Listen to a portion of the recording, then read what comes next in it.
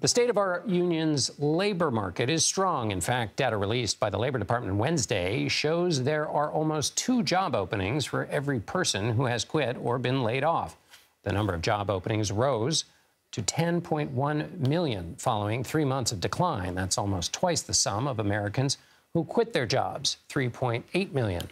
And those who were laid off or otherwise discharged, 1.6 million. Meanwhile, the number of hires fell slightly to 6.1 million. Joining us to help make sense of these numbers is Martin Baccardax.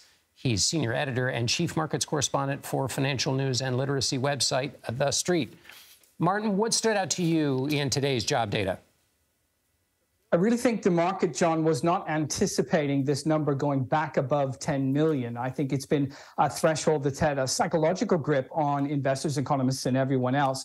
And once we had fallen through that earlier in the year, the anticipation was it was going to continue on the glide path of people re-entering the job market. And as a result, we were going to see these openings decline. But the spike back up has been a surprise. And it does suggest that the labor market, John, has taken everything the economy can throw at it. 500 basis points of interest rate increases, a banking crisis, concerns about recession, a debt ceiling debate. It really is quite astonishing that we are still in these elevated levels of job openings against low levels of unemployment when you consider the maelstrom that the labor market has had to navigate through over the past few months.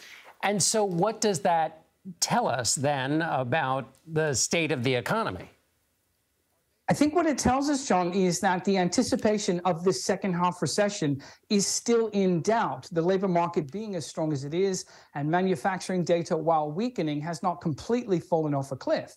And perhaps you could make the argument that Federal Reserve Chairman Jerome Powell and his colleagues might be able to engineer this sort of ephemeral soft landing where they can slow the rate of inflation whilst not tipping the economy into recession.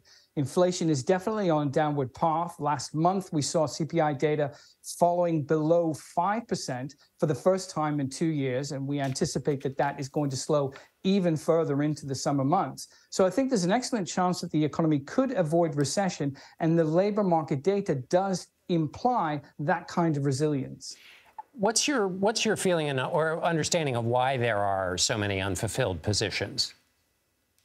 It's a great question, John, because I think ultimately it's a mystery to a lot of economists. We are looking at dynamic changes in labor markets writ large. People are opting for hybrid roles or even at-home roles compared to those in office, and companies are having to manage around that demand at the same time.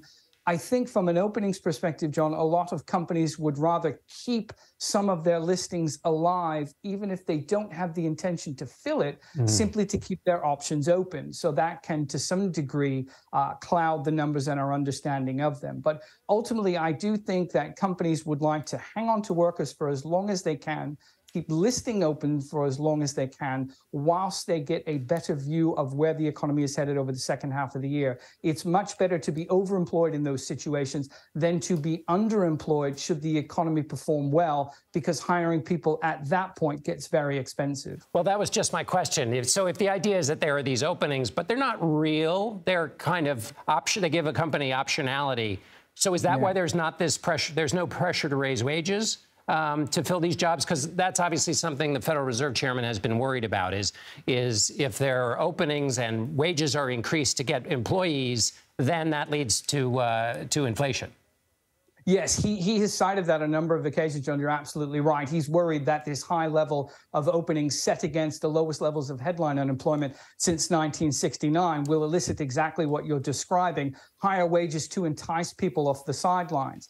But what we are seeing, John, is that the quits rate is starting to slow. And by that, I mean people who are leaving one job to find another, in effect testing the strength of the job market and their ability to get raises, is again starting to slow. So that does suggest that companies are not wildly reaching for pay demands, and they're probably being a bit more pragmatic along the way. So the Fed chairman might find some resolve in those numbers, in the sense that he won't see the spiral that he had been previously worried about. And if that is the case, then I think we are on path for a pause in Fed rate hikes next month.